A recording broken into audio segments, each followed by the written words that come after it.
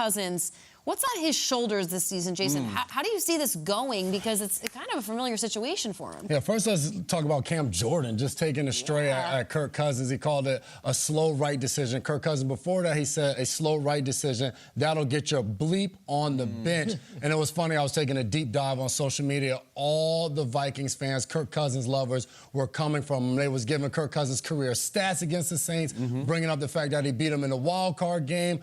Kirk Cousins, slow right decisions is not always a bad thing. My wife made a slow right decision when she married me. We're doing okay, so I'll take that. But on the football field, you do want those fast decisions. And the one thing we can say about Kirk Cousins, this is familiar territory for him, going into the final year of his deal. And he has shined in those moments. Say what you want about Kirk, the one playoff game, this, that, and the third. The guy has put together a really good career. Back in 2015, he was going into the final year of his rookie deal, completely bald. These are his numbers when he's been in these situations. Back in 2015, leads them to the NFC East title. And you remember that game. They beat Tampa. He's walking into the locker room. You like that? You like that? Right. That was the Kirk Cousins we saw in 2016 against franchise.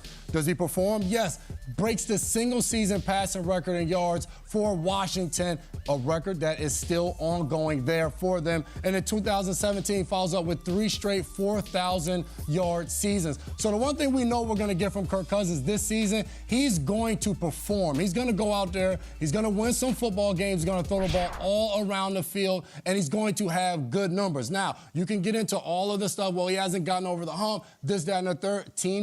Team has to figure out how to move forward. But for Kirk Cousins, when he's put in a situation where he has to earn a contract in that next year, so far along the line in his season, he has performed. That's why we've seen him with these huge numbers in contract years, getting signed to big deals by Minnesota and being franchised twice. That is Kirk Cousins. I can just feel you like. I'm just listening, and this is very therapeutic for you. I'm listening to everyone. Kirk Cousins always seems to show up, which is the good part. But this year it's going to make more sense for him, especially when it comes to the age factor. And in the league, it's always the age factor. The soon-to-be 35-year-old Kirk Cousins is asking for more, and the Vikings not showing any signs of wanting to give him more.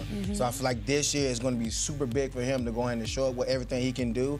And if it's not the Vikings, if it's not Minnesota, it's going to be a team who's going to love Kirk Cousins. Kirk Cousins don't seem like it's an age factor, but he want to show what he got, and he's going to show it this year. You've been on defenses in the NFC, okay?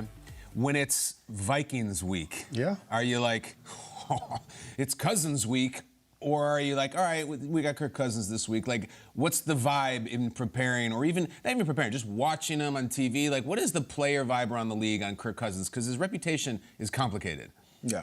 I mean, every time we get prepared for Kirk Cousins, it's all about how can we utilize the things that he's not good at. Which is what? What is that? It's just being able to, differentiate the defense and watching him make these throws, but you do have time to make things happen on him. No matter if it's sending pressure on him for him to get on his back foot, for him to make a bad throw, you got to be able to utilize certain things, because if Kirk Cousins gets to cooking, you'll be trailing behind, and that's something that you don't want to do. You want to be able to get to him early and get to him fast and kind of throw his game off. You don't want him to catch a groove, because that's the guy, when he catches a groove, he's steaming with fire.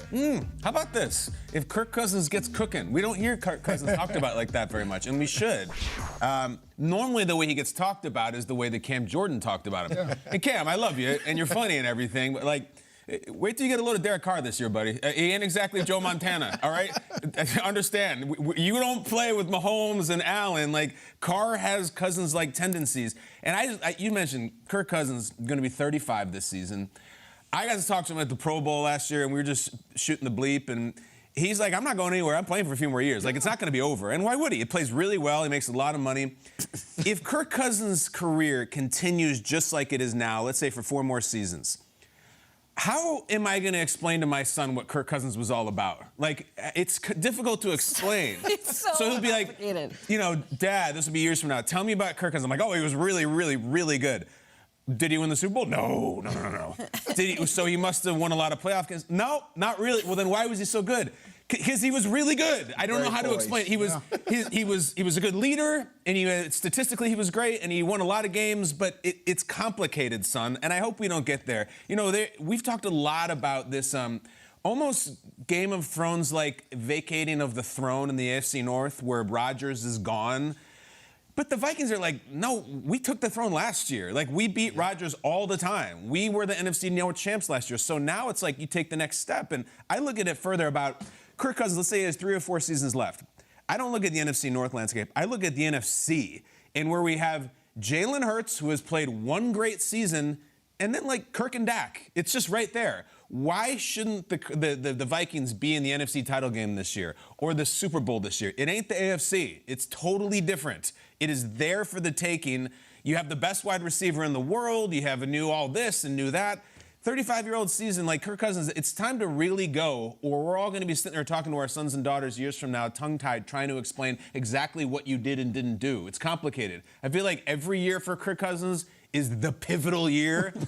It always is. I think this is the pivotal year. I do. Well, it's perception and the beauty in the eyes of the beholder, the whole thing. Yeah. Like, it's, what is your definition of a great quarterback to watch, or a good quarterback, or somebody that you appreciate? Is it somebody who is, you know, a complicated explanation of a good quarterback is like, well, look, son, he finished in the top 3 in like 7 different statistical categories. Like, that's a great quarterback. But like, do you want to win?